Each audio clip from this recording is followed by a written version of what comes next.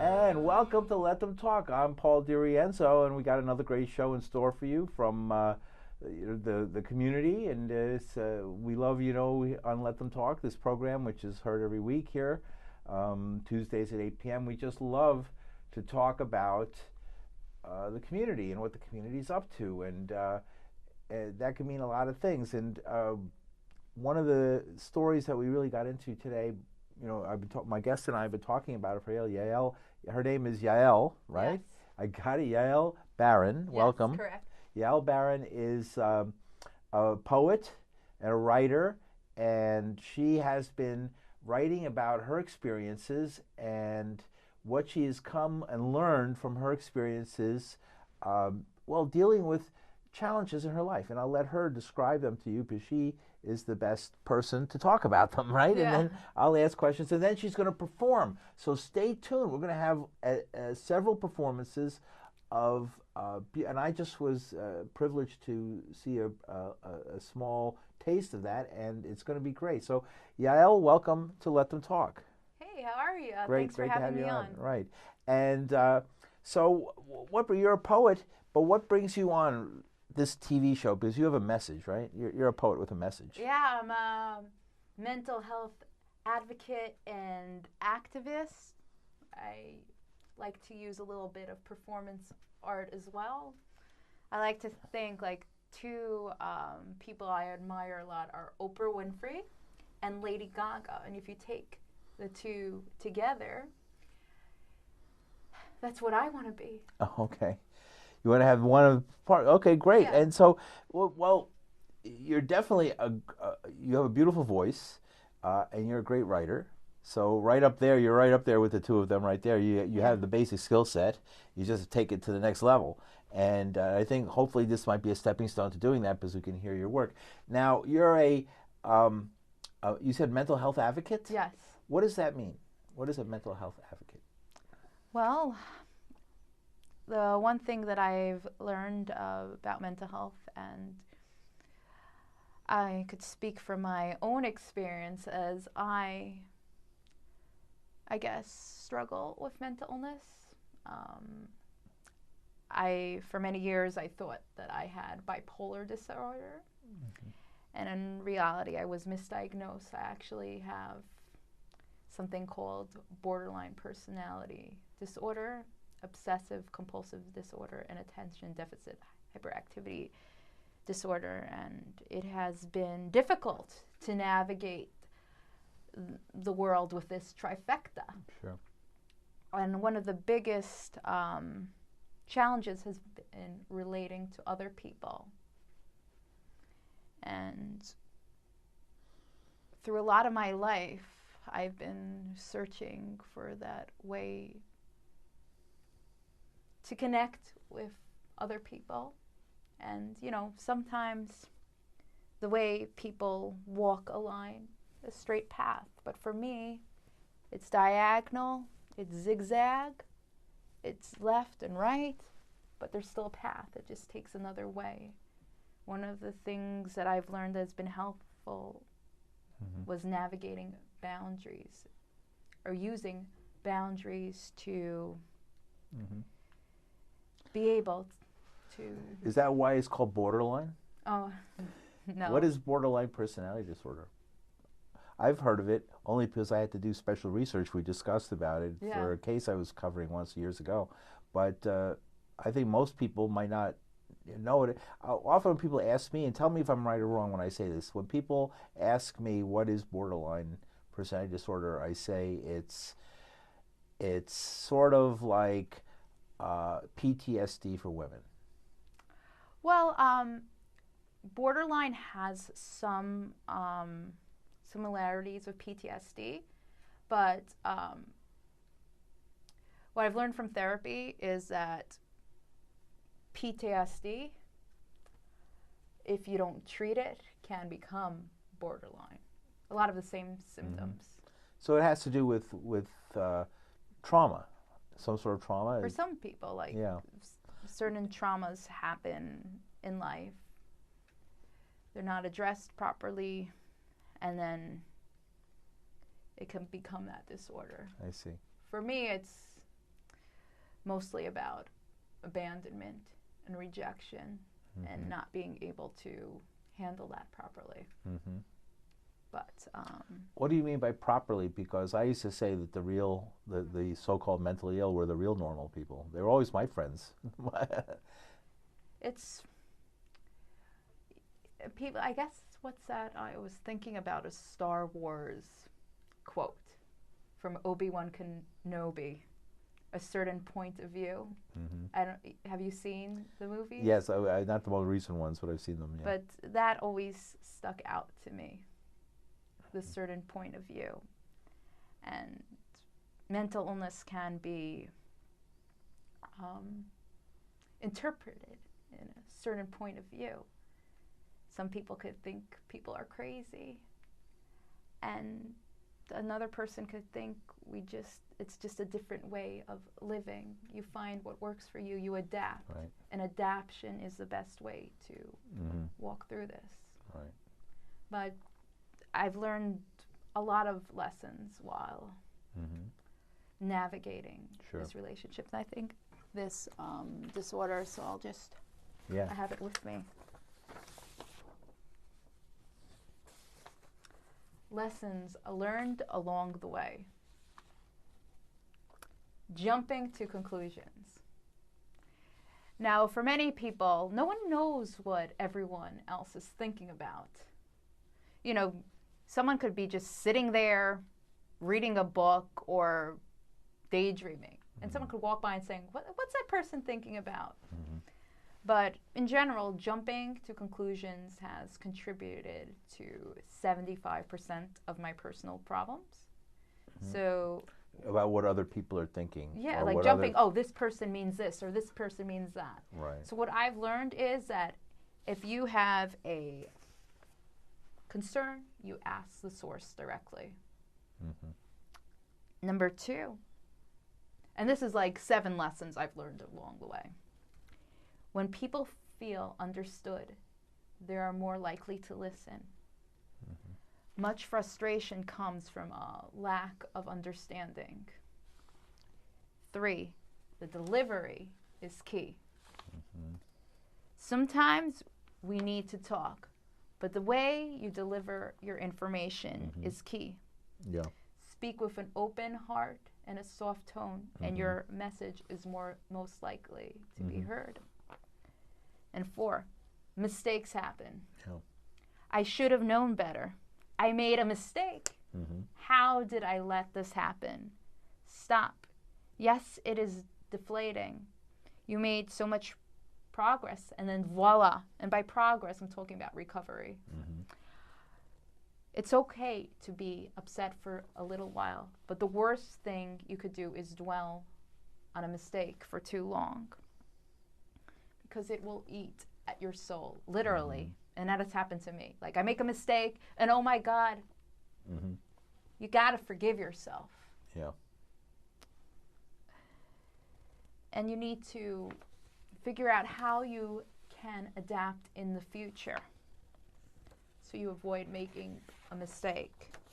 And interpreting somebody's feelings or what they're like or something about them. Or just something that you did. And when one looks for a solution within the aftermath of a mistake, it's where you learn your life's lesson and grow the most as a person. Dancing on the table with a lampshade while you're at a party. I'm not saying you did that. I've done that. I've been closer to that. If it helps you get better, then why not? Right. And then with relationships, this is an important lesson that I've learned. Do not wait until you stop caring, and pride has no place. In personal relationships especially, people grow apart. And I have learned it is best to say goodbye before one stops caring. Because when one stops caring, rejection can be brutal. Oh, you're so young. Don't worry about it. No, but it's something like people do worry about it. I know, especially young people. Yeah. People who least need to worry about it. Oh, I'm not that young. I'm not that young. Yeah. But for a lot of people, nobody wants to hurt anybody's feelings. Mm-hmm. And when people say goodbye, or like when things go wrong, it starts with the well-intentioned belief of not hurting one's feelings after something has happened. Mm-hmm.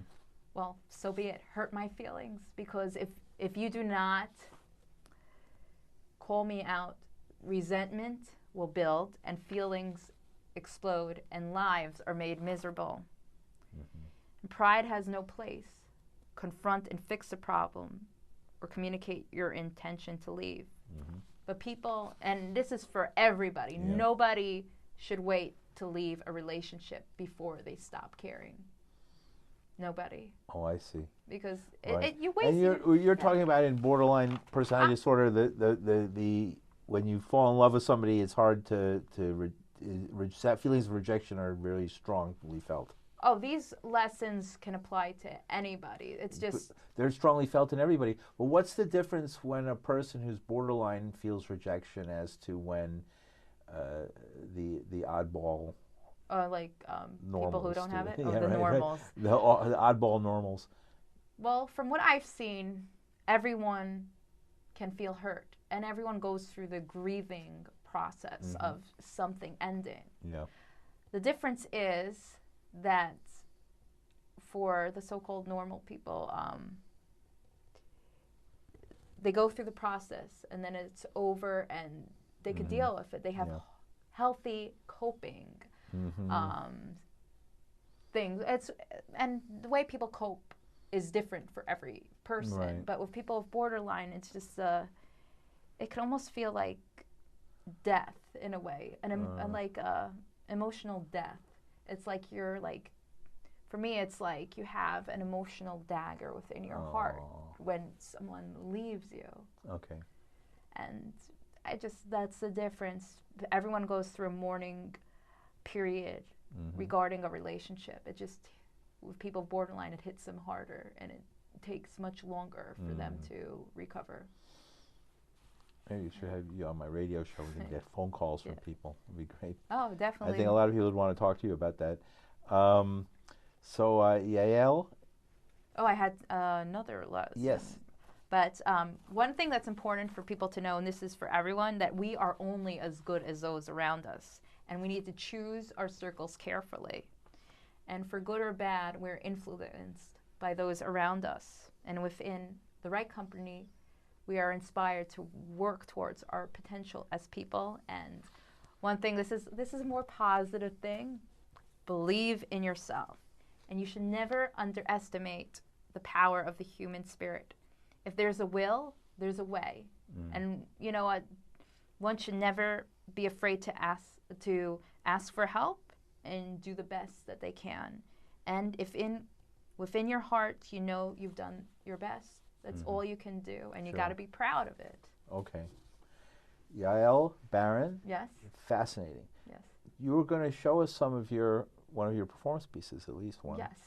And is this a good time to do that? Yes. Oh, that's wonderful, because Yael just showing me before, she has taken these thoughts, these ideas, these deep thoughts, which fascinate me, because I've always been interested in this, and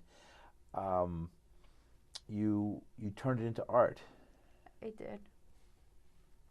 So show it to us, because I'm dying to see it again. I'm dying for them to see it. I saw it. Definitely, you want to see this. This is great. All right, this piece that I'm about to do now is about post-traumatic stress disorder. Hopefully one day I could turn it to a bigger piece, but this is an idea in the making. All right, I'll do it sitting down. Good. Okay, however you wish. All right, and go.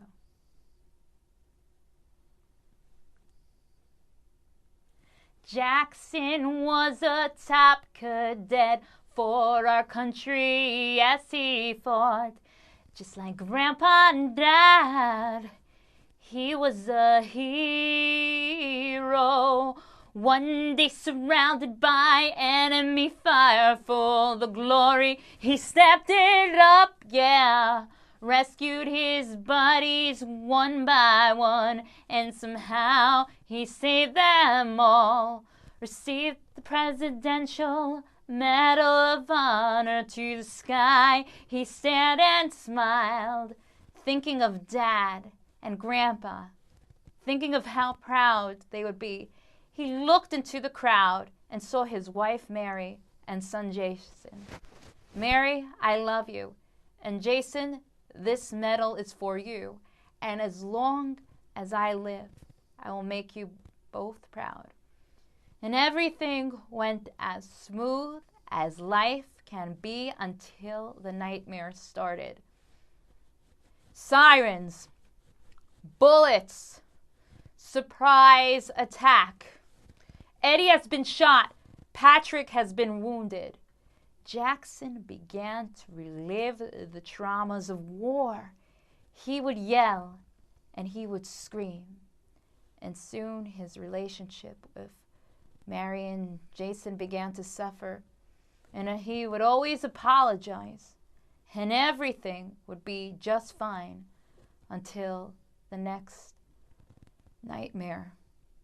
Jackson was diagnosed with post-traumatic stress disorder. The doctor said, the war and the battles may be over, but the war within the mind has just begun. And then one day, Jackson attacked Jason, and Mary had no choice but to leave. Will this be our final story? Will this be our final say? Will you tell me that I'm crazy? I'm not crazy. I am a hero of war. No, Mary. He's my son. He's my son. Don't leave me. I saw Jackson on my way to work the other day with his war stories and army tags. He seemed like a nice guy. I gave him $1.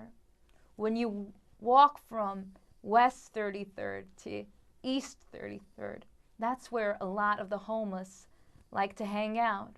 And you could always tell who's new and who's been there for a while. And they all have a story. Mental illness. You never know which chapter of your story you might encounter it. Sometimes you're born with it. And sometimes your environment or life's tragedy creates it. Sometimes both. I suffer from it.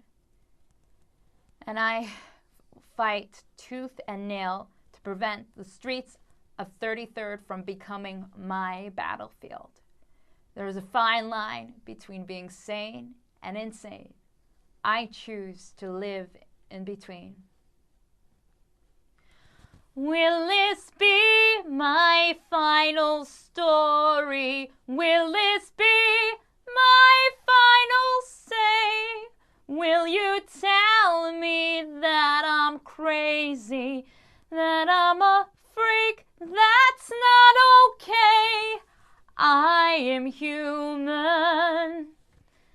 I have a name.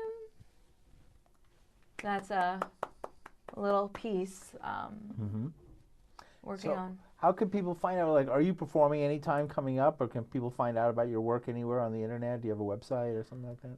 A website is in the works, but...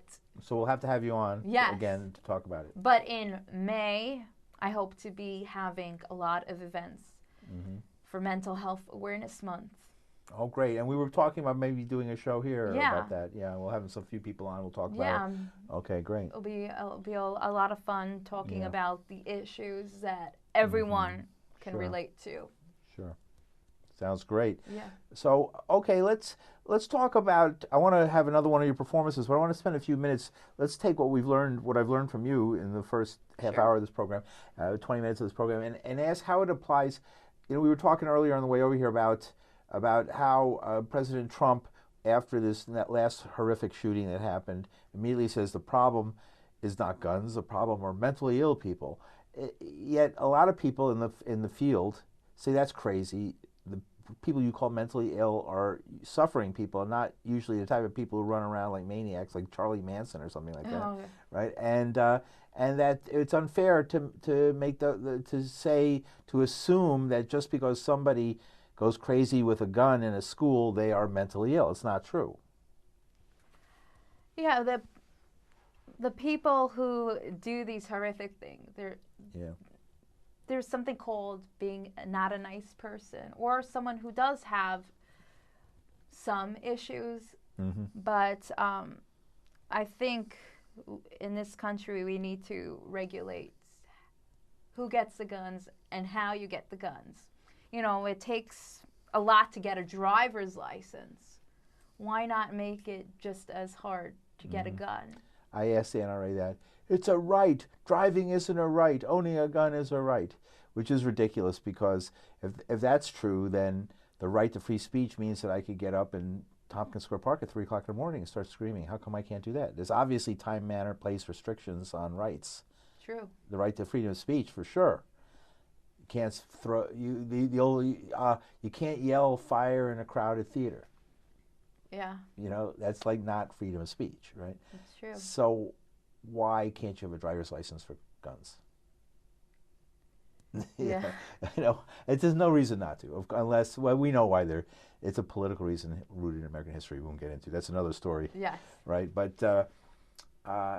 could you say that something like a colonial mentality, killing all the Indians, expanding over to the West, taking over South Africa, all these things are mentally ill, or are they just what normal people do? And they're just as violent as anything you can imagine. I mean, dropping atom bombs on Hiroshima and Nagasaki, I mean, is that not mentally ill? Just, in my opinion, like, every person has the capability to be violent. It doesn't mean you have a mental illness. It just means when you have a mental illness, you think a little differently at times. You find what works for you, but it doesn't mean that you're necessarily violent. So Trump is full of it, yet again. I don't know if you like him or not, but I don't. He's just full of it. Not my cup of tea. Yeah. But it's hard not to talk about him because he brought up the subject, actually. Yeah, it's a common subject that is brought up when you want to change the subject. One thing I've learned, especially when these things happen, that people like to bring up the topic of mental illness, and it's like the Scarlet letter, you know, like Hester Prynne. It is our adulterer. Instead, that we have the M, mental illness. And just because one owns that, it doesn't mean you're going to do this. Like, I'm going to hurt myself or hurt someone else. No. You know, people who have mental illness deserve to be given the benefit of the doubt. Innocent until proven guilty. Like everybody else. Yes, like everybody else. Right. We only have a few more minutes. Did you want to do one more somewhat briefer performance? Or sure. Go right ahead. Maybe something a little more hopeful. Let's see, where is that? That's good. I know. I like. There's so much more we have to talk about. Yeah. I know PTSD in itself is a fascinating subject, and to talk about the effect of war on people, how it sort of infects them with mental illness, you know, that they didn't have before they went to war. I'll take this off my phone. It has a beat on it. Okay, but this right. song is called "Show Me How to Smile." All right. And whenever I have fallen hard on my face and didn't know what I was going to do next in the not so happy rock bottom stages of recovery, you can always hold on to hope and searching for that reason to smile. I'll start again. Show me how to smile. It's certainly been a while. And the stress. I do obsess. But I still dream of sunshine. A nervous grin. Pass me some gin. 'Cause it's the best that I could do right now. Why do I keep falling on my face?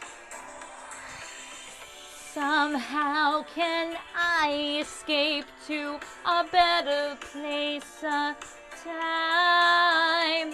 How do you smile when you're unwell? There is no denial that I'm feeling so unwell. Just leave it at the door, they say. Just be happy, just go out and play. In disguise, I'm so well. In disguise, I'm amazing. I'm amazing. So amazing.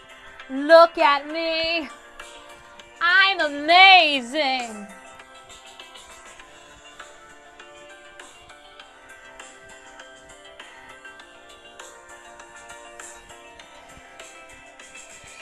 Show me how to smile.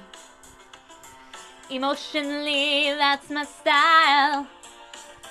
Know the stress, I must confess. I dream of rainbows every night. A creative outburst, the best and worst. It's just the best that I could do right now. Why do I keep falling on my face? Somehow can I escape to a better place of time? How do you smile when you're unwell? There is no denial that I'm feeling so unwell. Just leave it at the door, they say. Just be happy, just go out and play. In disguise, I'm so well. In disguise, I'm amazing. I'm amazing. So amazing. Look at me. I'm amazing.